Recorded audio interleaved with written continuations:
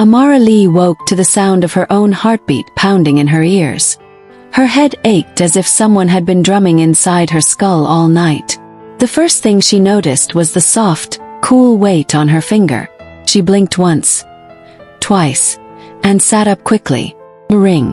A silver wedding ring, shining against her brown skin in the golden morning light that spilled through the hotel curtains. Her breath caught in her throat. She wasn't alone. Next to her, lying on his back with one arm draped casually over the white hotel blanket, was Ji-hoon Park, her boss. Her cold, sharp-tongued, impossible-to-please CO boss. And he wasn't wearing a shirt. Amara's heart slammed against her ribs. Her mind screamed at her to move, but her body stayed frozen, taking in the sight of his well-defined chest, the light stubble along his jaw, and the calm way his lips were slightly parted in sleep. Even asleep, he looked like the kind of man who could ruin a woman's peace just by existing. She squeezed her eyes shut, hoping she was still drunk or dreaming. But when she opened them again, the ring was still there. The events of last night began to creep back into her mind in broken flashes. Thank you so much for your support on this channel. If you haven't subscribed yet, please take a moment to hit the subscribe button and join our growing community at Jade Lantern Stories. Your support means a lot and helps us keep sharing more amazing stories. Now sit back, relax, and let the story begin. It had started with the company retreat in Busan, a weekend by the sea meant to build teamwork, but in reality just an excuse for everyone to drink too much soju and gossip about office drama. Ji-hoon had been there, of course, looking far too handsome in his rolled-up sleeves, keeping a watchful eye on everyone. He rarely joined in on the games, but somehow last night he had. Amara remembered the circle of employees, the loud music, the clinking of glasses.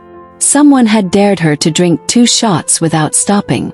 She had laughed, said she could handle it, and taken 3. Then someone, maybe Minji from marketing, maybe Donga from sales, shouted that she and Ji-hoon should play the marriage dare. It was supposed to be a joke. The group had dragged them both toward the hotel's little chapel, laughing so hard they could barely walk. The chapel had flowers, candles, and to her drunken surprise, an actual officiant standing there. The man had smiled politely and asked, "Do you wish to be married?" Everyone had shouted yes for them. She remembered Ji-hoon glancing down at her with a smirk, his eyes dark in the candlelight. "Should we give them a show?" he had murmured. She had laughed. Why not? They'd said the vows. They'd signed the paper. They'd kissed. A short electric brush of his lips that made her knees weak even through the haze of alcohol. And that was the last thing she remembered clearly. Amara's eyes flew open again, her chest tight. She had actually married him. "Oh my God," she whispered under her breath. Ji-hoon stirred beside her, his dark lashes lifting as his gaze focused on her. There was no confusion in his eyes, no panic, just that usual calm, unreadable expression.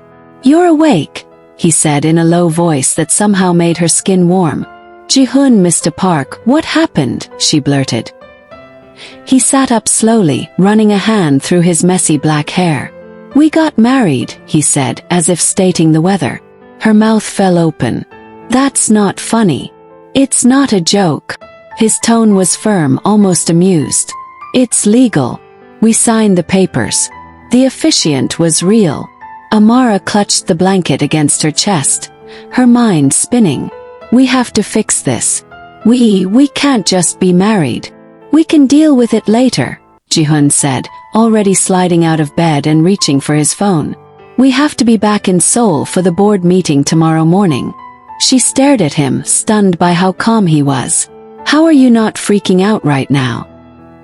He glanced over his shoulder, a faint smirk tugging at his lips. "Because panicking doesn't solve problems. Now get ready, Mrs. Park." Her stomach flipped at the sound of those words, and she hated herself for noticing. The train ride back to Seoul felt like the longest journey of her life. Amara sat by the window, trying not to look at Ji-hoon across from her. Every time her eyes betrayed her and glanced his way, she noticed something new. The The way his suit jacket fit perfectly over his broad shoulders, the faint shadow of a smile when he read a message, the smooth confidence in the way he sat. Her fingers kept touching the ring, as if she could rub it away. She told herself she would call a lawyer the second they got back. They would annul this. They had to annul this. But deep inside, there was a traitorous little voice whispering, "What if?" She forced herself to look out the window at the passing scenery, but her ears caught his voice when he answered his phone. "Yes," Ji-hun said quietly. His voice dropped lower, almost secretive. "No one can know about this, not yet." Amara's breath caught. Her mind raced with questions. Who was he talking to? Why couldn't anyone know? And most importantly, what exactly had she gotten herself into? The first Monday after the Busan retreat felt heavier than any Monday in Amara's life. Her heels clicked too loudly on the polished floor of Park Holdings headquarters, and she could swear every sound echoed her guilt. The wedding ring was tucked deep into her bag, hidden away, but her fingers still felt strange without it. Ji-hun walked ahead of her, his posture straight, his dark suit flawless as always. If anyone looked at him, they would think nothing unusual had happened. He carried himself like the same untouchable CEO the employees feared and admired. When they stepped into the elevator together, the air felt too tight. "We agree," Ji-hun said in a low voice, not looking at her. "We keep this quiet until we fix it." Amara crossed her arms. "And by fix it you mean divorce?" "Annulment," he corrected. "Faster. Cleaner." She swallowed. "Fine." The elevator doors opened to the 20th floor, and the moment they stepped out, Ji-hun's voice switched to professional mode. "Good morning," he told the staff. "Good morning, Seo Park." Several voices echoed. Amara hurried to her desk, trying not to notice the curious glances. By midday, she had almost convinced herself she could act normal. That illusion shattered during a department meeting. They were discussing the new marketing campaign, and Ji-hun stood at the head of the table, his presence filling the room. When he asked for her opinion, she said without thinking, "Yes, husband." The room fell silent. Amara's eyes widened. "I mean, sir." Few people exchanged glances. One man coughed to hide a laugh. Ji-hun's jaw tightened, but he didn't correct her. Her face burned hot for the rest of the meeting. Happened again 2 days later. She had been standing by the photocopier when Ji-hun came over to discuss some reports. His hand brushed her shoulder briefly, a casual touch to anyone else, but to her it sent a rush of heat straight through her body. She almost dropped the papers. "Careful, husband." Her voice had been too soft for most people to hear, but Minji from marketing was standing nearby. Minji's eyes lit up like she had just found the juiciest gossip of the year. That night, Amara stayed late to finish work. She thought the building was nearly empty when Ji-hun came to her desk. "Still here?" he asked. "I'm almost done." He glanced at her computer screen, then at her tired face. "I'll wait and drive you home." "It's okay, I can take the subway." "I didn't ask," he said firmly. She sighed but packed her things. They walked out together, and the night security guard greeted them politely. What Amara didn't see was Minji peeking from behind a pillar near the lobby. By morning, whispers were spreading across the office like wildfire. "I heard the CEO drops her off every night. Maybe she's his secret girlfriend." "No, I bet she's just close to him." Amara kept her head down, but the stares followed her everywhere. It reached its peak during Thursday's executive meeting.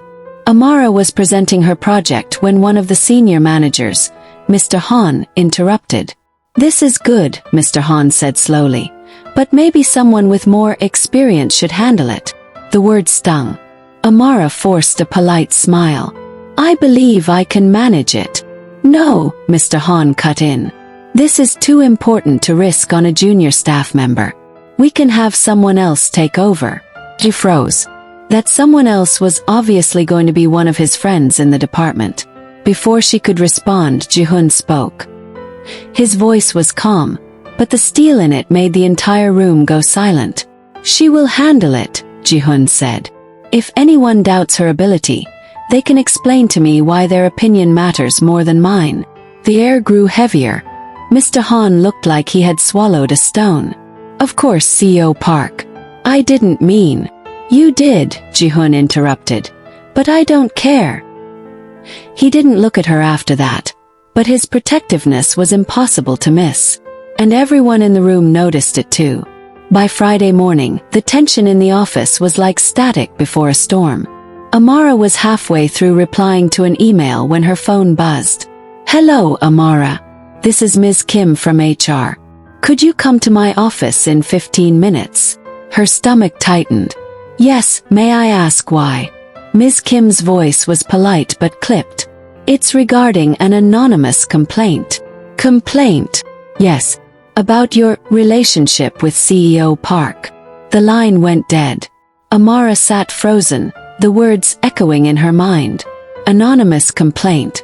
Relationship with the CEO. When she glanced toward Ji-hoon's office, his door was closed, but she could almost feel his gaze on her from behind the glass. Did you enjoy the story? If you did, please subscribe to my channel Jade Lantern Stories to show your support. It really helps me keep making more stories for you. Thank you so much. See you in our next update.